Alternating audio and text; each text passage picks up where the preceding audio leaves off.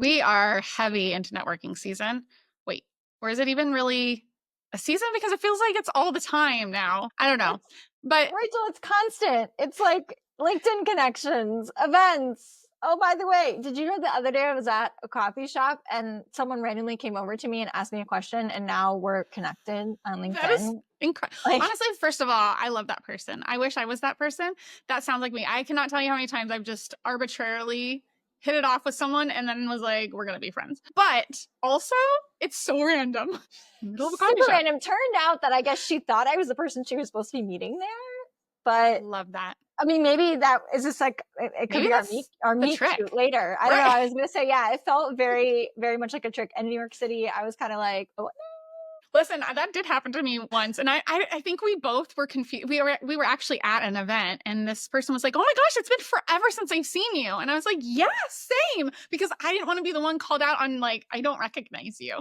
And so later after the event, I went on a like deep dive of the internet to be like, "Do I know this person?" And my conclusion is, I don't think I do. But you know what? It got us connected, and we shared a lot of information and just pretended like we knew each other all along. So maybe we should talk a little bit about this and see what exactly we can do to make those slightly more genuine in those moments. Welcome to the Manage Chaos podcast, where we give you a startup business rundown in less time than it takes for you to get to work. I'm Rachel Anderson. and I'm Katrina Purcell. Today we're talking about authentic networking, not what I did, cutting through the noise and building genuine relationships that can actually help your startup grow.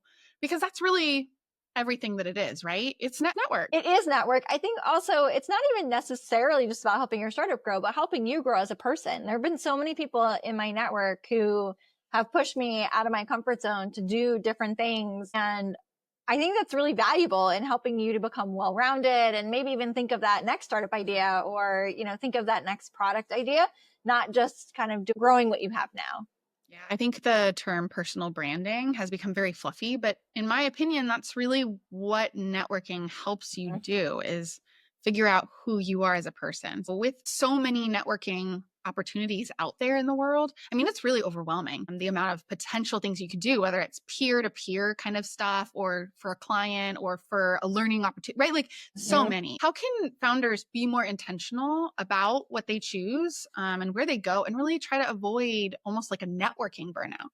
I do. So it's so funny that we're starting here because I feel like I'm getting asked to join a new network almost weekly, even in my LinkedIn DMs where people are like, oh, I'm starting this new, founder network and we're going to be so great and different than everything else. And don't you want to join? And it's like, what's the value proposition? Also, I'm already in too many groups. And what does that mean for me? So I've been trying to get very serious about, as we always say, what am I trying to accomplish, right? What is the desired outcome? Am I looking to make more friends? Am I looking to have more potential partners? Am I looking for introductions to potential clients, customers? I just kind of thinking about keeping up with the trends. There are a few people who I follow on LinkedIn who I just like to follow what they say because I feel like they're always at that slightly ahead of the curve in terms of the topics that they talk about. But it's also quality over quantity. So I'm trying right now. We're recording this episode right before New York Tech Week. So I'm trying to figure out, what am I attending during Tech Week? What does that look like? How am I structuring the events that I attend around my life and which events are the most valuable for me to attend, or even the days of the week that I'm going, right? So that I make sure I'm meeting the right people, understanding that not every event that you go to is going to be a home run, right? Like you have to set realistic expectations, depending on what types of events you're going to, the types of people that you're meeting. You may not walk away from every single event feeling like cloud nine, it was the best event you ever been to. But sometimes it's about small little things that you're going to cultivate over time. Those strategic no's. So I'm definitely saying no to a lot of people who want me to join networking groups, especially if I don't really understand what they're trying to accomplish, if they're just in the early stages. I'm part of some very impactful and what I view as valuable networking groups, but I feel like you only have so much time in your life that you can give to groups. And you have to be really on your time management and making sure that you're spending and cultivating the time with the groups that make the most sense for you. So blocking out times for those activities, making sure that you're really focused on, that cultivation of the seeds that you've been planting. But maybe don't plant like wildflower seeds where you just throw the seeds everywhere, plant specific types of seeds that you're growing for specific outcomes. Yeah, I think that's really smart. We mentioned something sort of in this realm because it's like, kind of flagging in my brain in one of our episodes that we recorded that launched in May. And I think having a really clear understanding of why you go to networking events helps a little bit too, right? And not selling that short, because there's events I go to that are fantastic for the purposes of having peers who understand what I'm experiencing. And I go to some networking events because I think it's good for me to stretch my brand and put it into the world where customers could potentially find it. Or maybe there's like a group where I can get really quality vendors because I know we're aligned to the same ideas, so that when I do have those clients, I have high quality contacts for them to also engage with, right? So there's a lot of different reasons to have a network and even go to a networking event. And I think it's a great point to really start here with defining your purpose and what you need, what you want, what that looks like. Yeah. And of course, saying no. I mean, that is sometimes the hardest for this girl. I just think it's so fun. I'd much rather chit chat with people in person than, write another email. So a lot of the ones that I get invited to are online, so it's much easier to turn those down. That is much easier. I agree. I totally agree. Although if I was in New York, man, I feel like I would constantly be wanting to say yes, because it's the thing that gets me isn't just like the conversation of the people or the event, right? Like those things. It's like, where is it? What's happening there? And if it's like somewhere really pretty or interesting, I'm like, woohoo, this is my ticket in. I want to go look. But that's not always authentic, right? Sometimes that's totally ulterior motives. And by sometimes, I mean always, if you choose for that reason. And that's fine. No shame in that game. But what does authentic networking look like if we really want to be authentic, especially nowadays when so much feels just for an ulterior motive or a personal motive or like sort of a surface level interaction? It's got to be something beyond swapping business cards or sort of the digital tap to tap these days. But what does that look like? The digital tap to tap is really what gets me, because then now they're in your contacts in your phone, but you don't always have like any context of why they're now in your context. And like they're going into your contacts in whatever name that they've given themselves in their phone, which is like not always how they introduce themselves to you or not, and you're like following back. Who is this person? But focusing really on giving, not just getting. Right. And I think for me, this is actually something that I just focus on in life in general. And I think, a lot of these principles that we're applying to networking also apply just to life. But how can you help the other person? Right. What kind of insights can you offer to them? What kind of connections do you have that might be useful for them?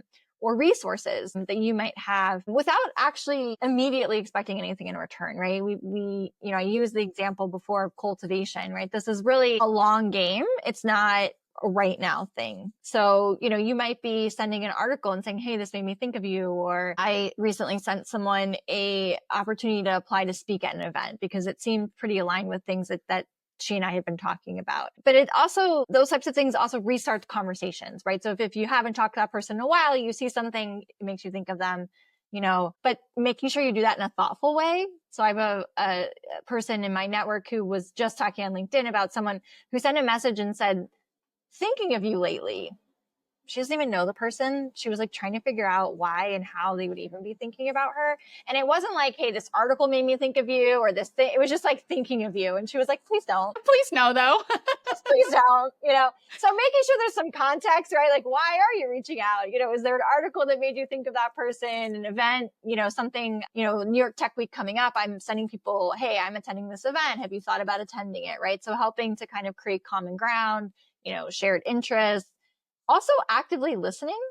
So a lot of times when you meet people, and I know a lot of people have probably been following the same sort of methodology, is like, if you don't put your ask out into the universe, no one can answer it. And so when you meet people, they're typically going to tell you what they're looking for. They're not going to say, hey, it'd be really great if you could do X, Y, Z, but they're going to bring up things in conversation of what they're looking for or what they would view as a success in the next few months, or little things that are tidbits of information that you can then use to basically help them right? And so, and something you can do in reverse when you're talking to someone, right? Dropping those little breadcrumbs and then following up thoughtfully. So again, as I said, I sent a message to someone saying, hey, you should really speak at this conference. It seems really aligned with your values and things that you've talked about. They sent back asking, hey, are you going to apply? And I said, no, I don't really have anything great to talk about. And then we sort of started catching up on things that were happening where, we both needed to talk to each other, right? And so it's really about being authentic and being normal, right? Like just being yourself. I know that sounds a little cliche and maybe overdone, but don't go into it just expecting to get, because it's quickly going to be, you're going to end up on a LinkedIn wall of shame somewhere. I hope that really exists. I do too. I should talk to my friends on LinkedIn and find out if they have like a wall of shame somewhere within their office. That's hilarious. You know what this really reminds me of? And this might seem like a non sequitur, but I promise, like in my brain, this was a really good example. So I saw this video the other day that I just thought was fascinating because it's this woman who makes these beautiful kind of sewn art photos, almost like, or not photo, but like drawing, almost like a line drawing where everything's sort of connected and stuff. Of the location that she's sitting in. And so this museum had hired her to come sit in their lobby and do this like sewed like image of the surroundings. But the way that she gets power is by somebody pedaling on a bike. And so the way that you just described this made me think about like, the event itself is somebody sitting on the bike. Yeah, you've made the connection. Like those are really important moments. Somebody has to be on the bike in order for her to get power. But that's not actually the way that she gets power. She only gets power once that person starts pedaling. And so all the other things that you do outside of that event is almost like you actually pedaling the bike to make momentum of an authentic connection, because you don't make an authentic connection in one moment. That's something that is built over time. So it's so true. And a lot of people have started doing this thing. And I don't know if you've gotten this, but you get these reach outs on LinkedIn of someone who's gone through the list of who else is attending the event. And they like pre-meet you on LinkedIn. They say, oh, I'm going to be at this event. I both love it and hate it because sometimes I can't find the person at the event and I'm like, we connected and I want to find you. Where are you? Yeah. And you know what? I do want to say, like, there are tactics that you can use when you're in the throes of networking that allow you to be more thoughtful about trying to actually use it as a thing to make connections, right? But there has to be a follow-up to that, which I think is your point. Like, if you're just going through the list and connecting with people and then not even going, like that's shisty. But if you're making these connections and then looking for them, I think that's great. It's just the events are so big, right? Oh no, I know. Oh, I'm there wearing this dress or this, like I never know ahead of time what I'm gonna look like. Sure. So I'm not claiming come to the events. Yeah. I'm not claiming everyone's like not going, but I'm just saying like there is this like, there's a way to do it where you're like rigging the system, and there's a way to do it where you're looking for the ability to actually give back and be authentic. So with that, how can we then nurture? How can we put electricity in the bicycle to give that person power? Like what do we do to really keep these authentic connections over a long period of time? Because that can be really hard too. And I feel like a lot of times we have really good intentions and then it just fizzles out after that initial meeting. I think connecting with people that you actually have a true connection with, or as they say these days, vibes, right? Like I think that helps because they've got the vibes. These are your people, right? But it's providing value consistently. So when you're connecting with people on LinkedIn and then you're posting on LinkedIn, you're providing value to them in some way, right? Or introducing them to helpful context, sharing things with them that you found useful, answering questions, right? If they reach out to you and they want to know about something. Definitely try to stay top of mind. Don't be annoying. And I think for some of us, that can be a very fine line of feeling like we're being annoying. But even just look, we're all trying to hack the LinkedIn algorithm. So like just give them a nice thumbs up on their posts, right? Just try to stay engaged in a way that is free for you and helpful for them. Congratulating them on achievements that they post, resharing things in your network if they're asking for something. You can definitely schedule intentional catch-ups. I like to try to find out if people are going to be at the same events I'm going to be at, because it's sort of a two birds. I always used to say 2 birds, 1 stone. And someone I know said 2 birds, 1 scone, which makes it sound much nicer. Much more communal. Yeah. Everyone's coming in for a little snack. Yeah. We're not, throwing stones at anyone. We're feeding everyone. trying to do things like that, right? So you're helping them by also letting them know about the event. Maybe they didn't know about it, but thinking about it more from the long-term relationship aspect, right? Not just a transaction where they're giving you something explicitly. That's great. I think it's really important, that authentic connection. It's something that, I just co-founded and a group myself that is meant to help people get real answers and solve real problems for their business and have the connections in our state that really allow them to thrive and not have to do things alone, right? Because that can be a real struggle, at least in our state, that connectivity piece.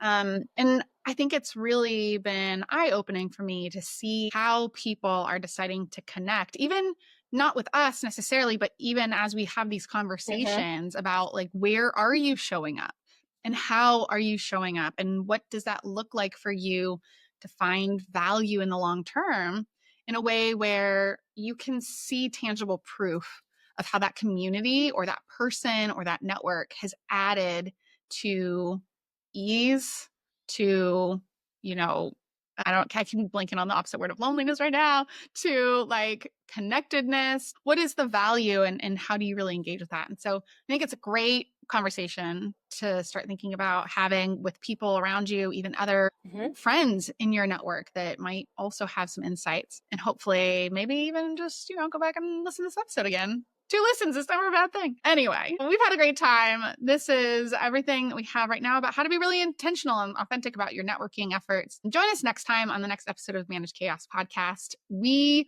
are so excited because we're really aiming for those big numbers on YouTube. So if you can do us a solid and just click subscribe, follow, and give it a listen, and also comment and let us know on any of the podcast platforms that you listen to, what you think, and if we missed anything. And hopefully we'll talk to you on the next episode of Manage Chaos Podcast.